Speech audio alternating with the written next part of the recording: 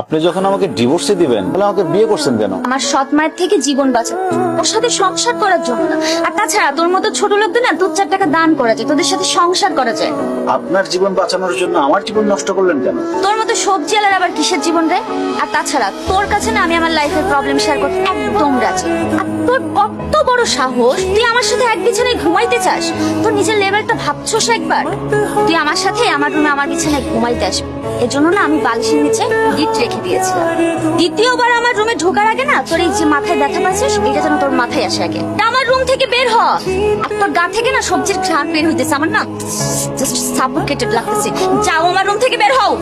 এই মাইটারে দেখছস কোথাও পালা যেতে? আমার তো 7 দিন ধরে জ্বর ছিল, আমি তো দোকানই বন্ধ ছিল 7 দিন ধরে। হ্যাঁ, আমি কিছু দেখিনি, আমি কিছু জানি না। সত্যি কইতাছস? সত্যি করতেছি। আপা, এই হালার সাথে কথা বলে কোনো লাভ নেই কা? একটা বলদ চলেন। ঠিকই কইছস, এই আস্ত বলত। চল। এটা কোন ধরনের বেয়াদবি? ওরে বাবা রে, আপনি কোন মহারানী শুনি যে কাপড় ছুঁড়ে মারছে বলে একবারে মহাভারত অশুদ্ধ হয়ে গেছে? ভাবি, আমার মা মহারানী না হোক, কিন্তু কাজের বুয়া তো না। তুমি তো আমার মায়ের সাথে কাজের বুয়ার মতো আচরণ করতেছো। সে আমার কাছে কাজের বুয়ার থেকে বেশি কিছু না, বরঞ্চ কাজের বুয়াই। ভাবি, তুমি বড় লোকের মেয়ে হয়েছো বইলা আমাদের সাথে এরকম খারাপ ব্যবহার করতে পারো না।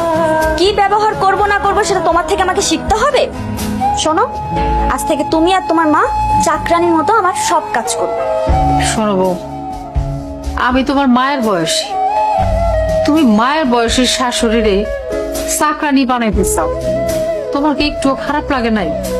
বুক কাঁপলো না? না কাঁপেনি। আপনাদের মতো ছোট লোকদের জন্য আমার কোনো সিম্প্যাথি কাজ করে না। আপনারা মা আর মেয়ে মিলে ময়লা কাপড় চোপড়গুলো এখন ধুয়ে রোদে শুকাইতে দিবেন, জান? ভাবি, অসম্ভব। তুমি এবারের বউ, তুমি আমাদের সেবা যত্ন করবা, তা না করে তুমি উল্টা দিনের পর দিন আমাদের সাথে অত্যাচার করে চলছো।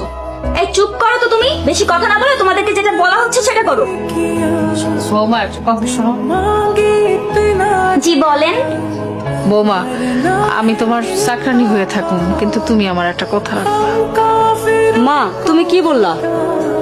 শাশুড়ি হয়ে ছেলের বউ চাকরানি হয়ে থাকবা?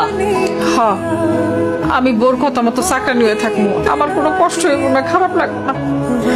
আমি চাকরানি হই, যা খুশি হই, তারপরও যদি আমার সন্তানটা ভালো থাকে, সুখে থাকে, তার জন্য আমি সবকিছু করতে পারি, প্রয়োজন হলে জীবনও দিতে পারি। এত ভনিতা করার দরকার নেই, কি বলতে চান সেটা বলেন।